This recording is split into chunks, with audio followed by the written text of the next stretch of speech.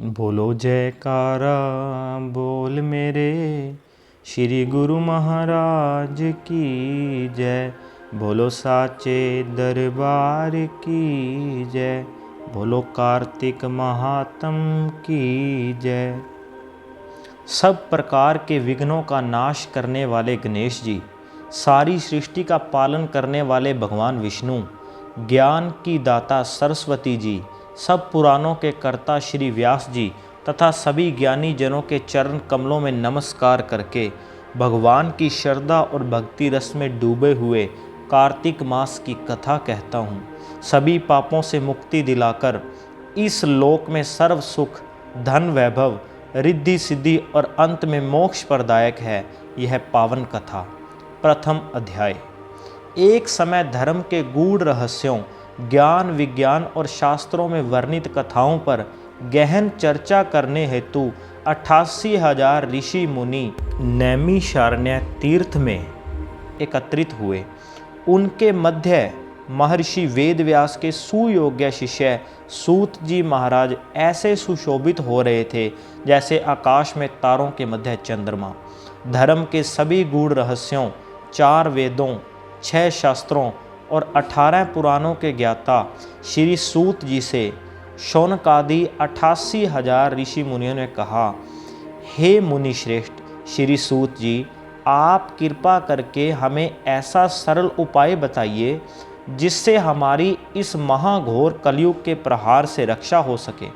समस्त ऋषि मुनियों के मुख से यह बात सुनकर श्री सूत जी बोले, तुम्हारी श्रद्धा तथा प्रभु भक्ति देखकर मेरा हृदय बहुत प्रसन्न है।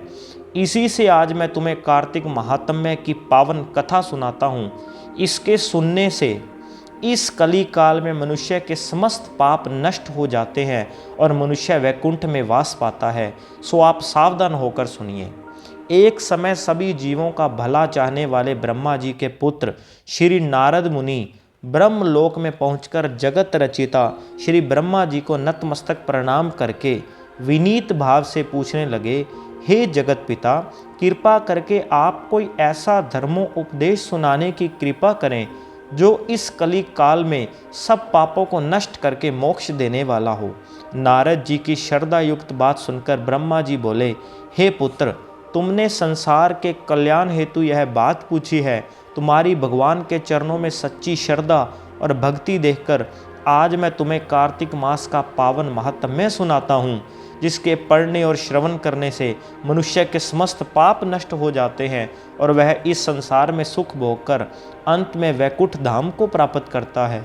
यह कार्तिक मास भगवान को अत्यंत प्रिय है।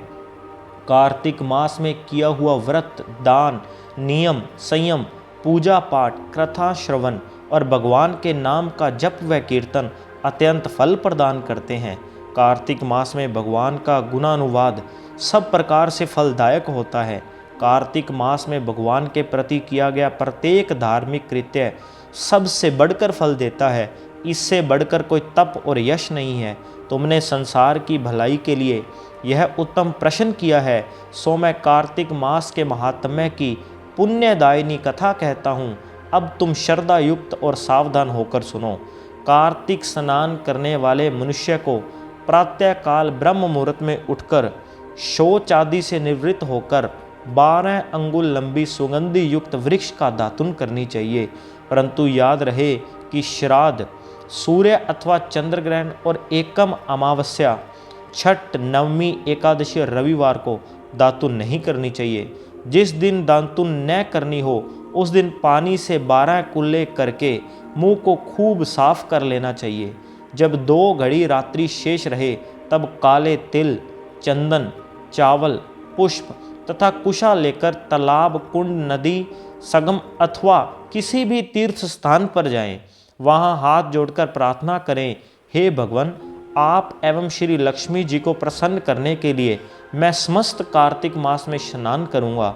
इस प्रकार प्रतिज्ञा करके श्री गंगा जी, श्री शिव जी, सूर्यदेव और विष्णु भगवान का ध्यान करके नाभि पर्यंत जल में प्रवेश करके अच्छी तरह से स्नान करें।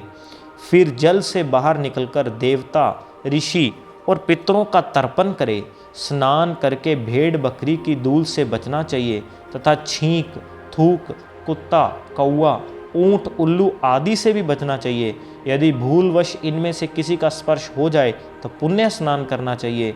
मिथ्यावादी और नीच प्रकृति वाले मनुष्यों से वार्तालाप नहीं करना चाहिए। इसके बाद षोडशोपचार विधि से भगवान का पूजन करे, भगवान को अर्घ्य देवे और प्रार्थना करे, हे भगवान, आप श्री राधा जी सहित मेरे इस अर्घ्य को ग्रहण कीजिए।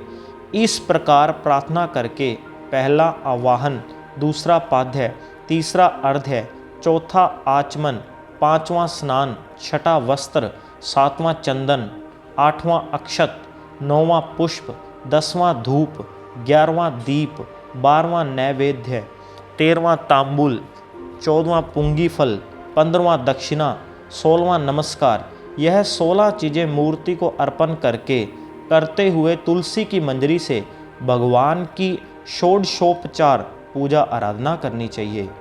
इति प्रथम अध्याय समाप्तम। बोलो जयकारा बोल मेरे श्री गुरु महाराज की जय। बोलो साचे दरबार की जय। बोलो कार्तिक महात्म की जय।